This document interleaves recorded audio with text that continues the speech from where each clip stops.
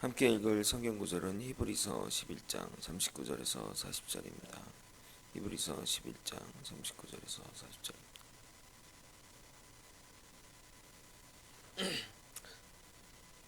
신약성경 366페이지 히브리서 11장 39절 40절입니다.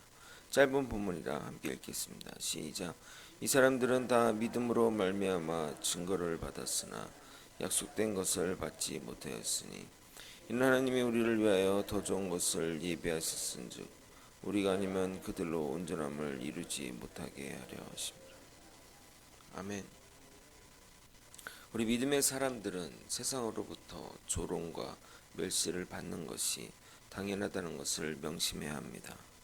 그러므로 우리의 정체성을 공개적으로 드러내는 것이 불편하고 힘든 일임에도 불구하고 우리는 나타내어야 합니다. 그것이 우리가 여러분이 죄악으로부터 이겨내는 힘이 됩니다. 사도 바울은 자기의 정체성 때문에 심한 핍박을 받았습니다. 그럼에도 결코 뒤로 물러서지 않고 더욱 정체성에 맞는 행동을 하였습니다. 갈라디아서에는 본인의 자던적인 고백이면서 자신의 정체성을 확실히 드러내는 기록이 있습니다. 갈라디아서 6장 17절. 이후로는 누구든지 나를 괴롭게 하지 말라. 내가 내 몸에 예수의 흔적을 지니고 있노라. 여기서 흔적은 상처 자국을 말합니다. 예수를 믿음으로 인해 받게 된 영광의 상처입니다. 신도분교회 성도 여러분, 여러분은 여러분 몸에 예수의 흔적이 있으십니까?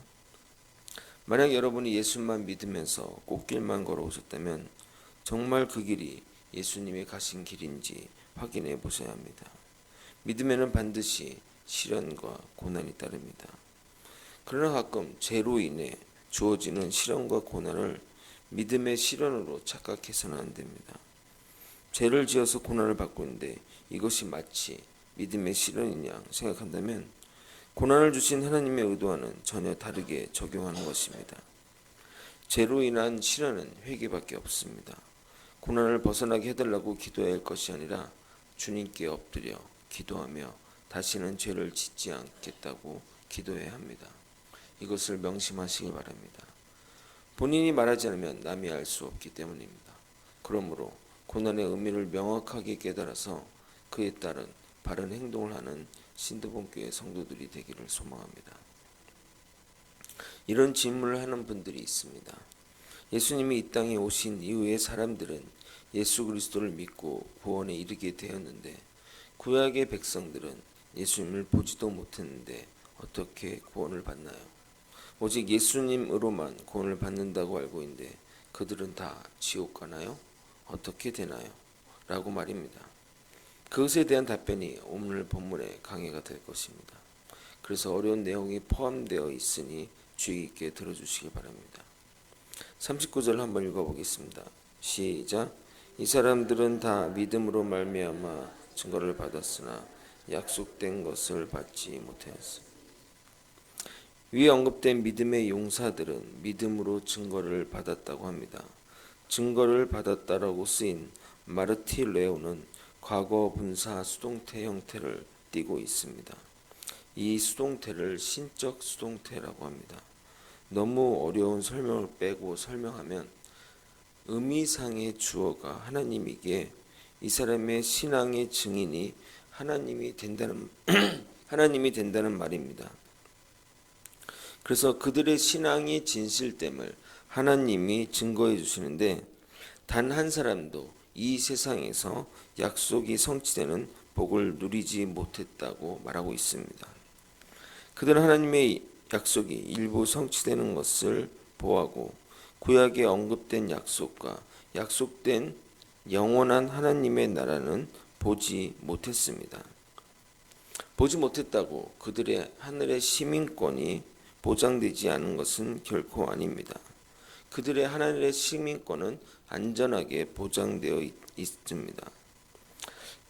그래서 그들의 그 하나님의 안전한 보장권 때문에 하나님이 하늘나라의 시민권이기 때문에 그들은 고난을 이겨낼 수 있었던 것입니다.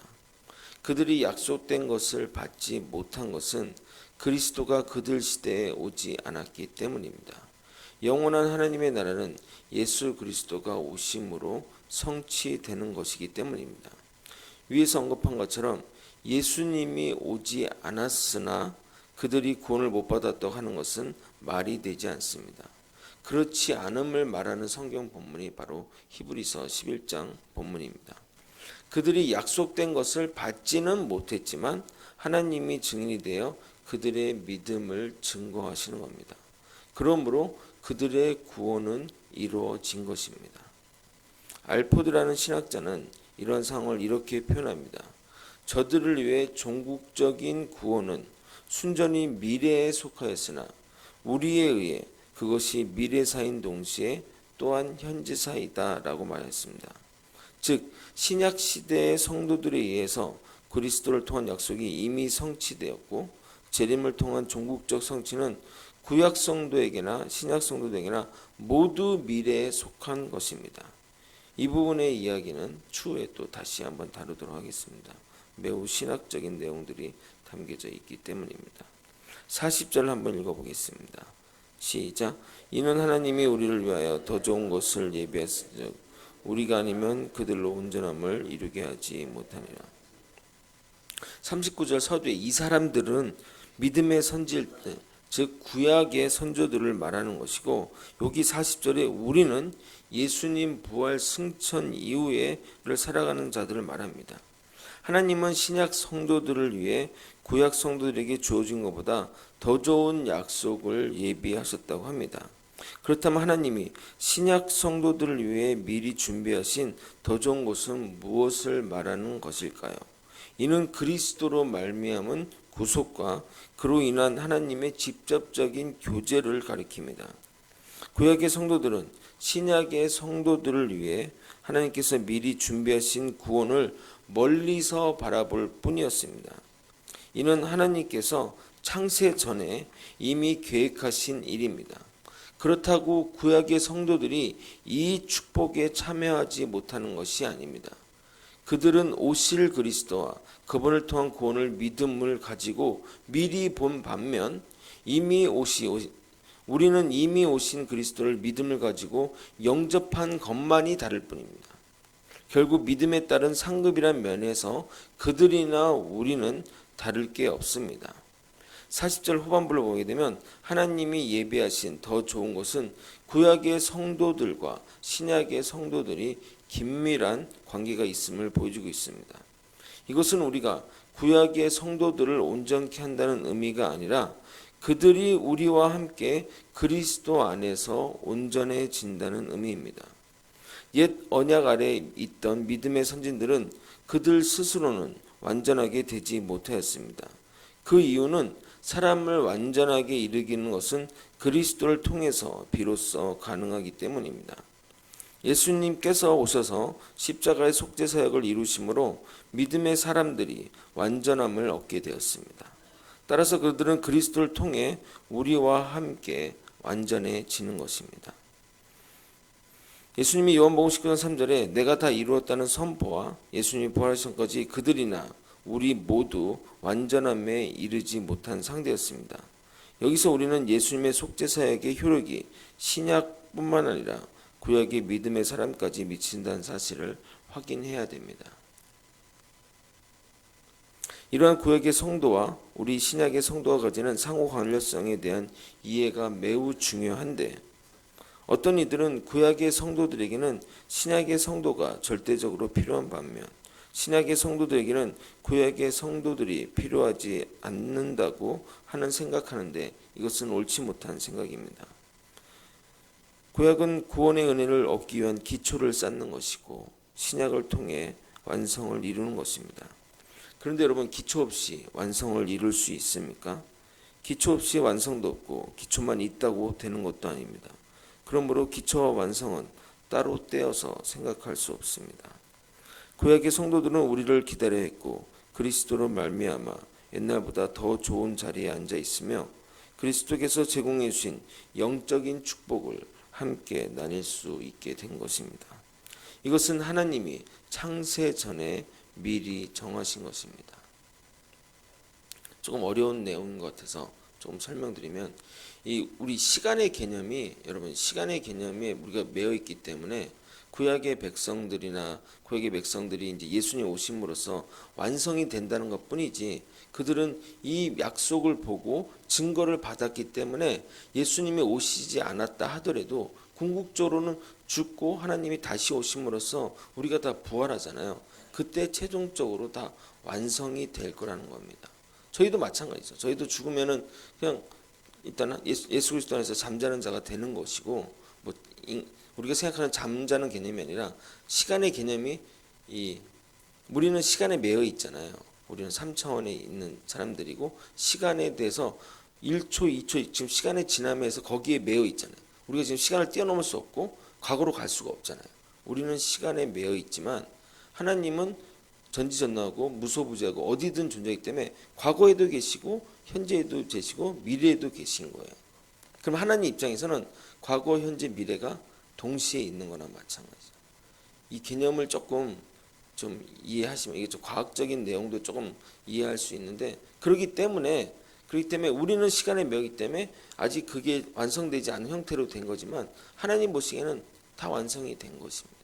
이것을 창세전에 다 계획을 하셨어요. 그리고 이 부분을 이해하면 예수 그리스도의 예정론도 쉽게 이해할 수 있습니다. 나중에 한번 자세히 좀 설명드리도록 하겠습니다. 물론 예수 그리스도 안 오심으로써 완성이 안 된 것뿐이지만 그들은 완성될 것을 약속한 것을 받았기 때문에 최종적인 예수님이 오시는 재림한 그 날에는 그 완성을 받아 가지는 거죠. 그리고 영원한 삶, 하나님의 나라, 그리고 요한계시록에 있는 천년 왕국이나 이런 것들이 다 그 이후로 이루어지게 되는 것들입니다.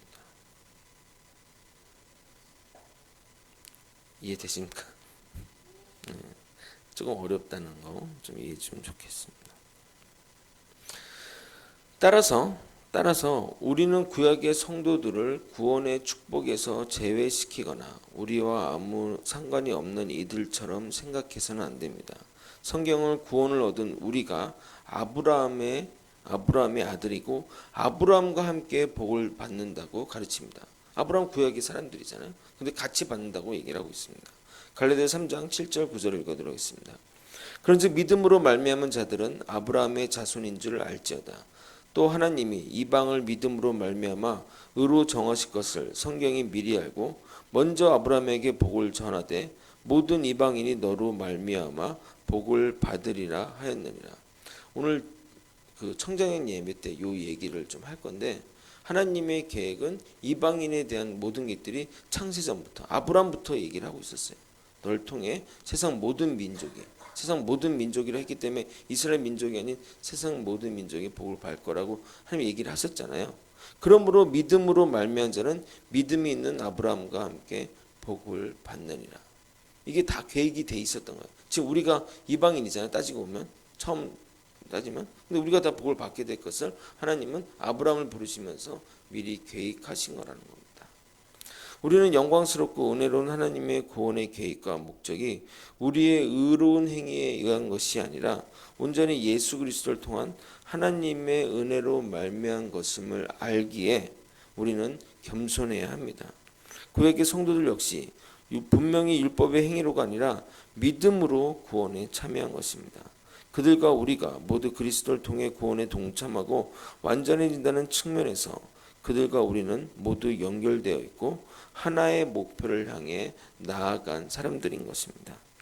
말씀을 정리하겠습니다. 구약의 백성들은 믿음은 있었으나 약속된 것을 받지 못했습니다. 그러나 그들의 믿음으로 그들은 구원을 받은 것입니다. 그들의 구원은 예수 그리스도로 인해 완성이 된 것입니다. 구약의 선진들은 기초를 쌓았고 신약의 성도들은 건물을 쌓은 것입니다. 그러므로 구약과 신약의 성도들은 아주 긴밀한 관계입니다.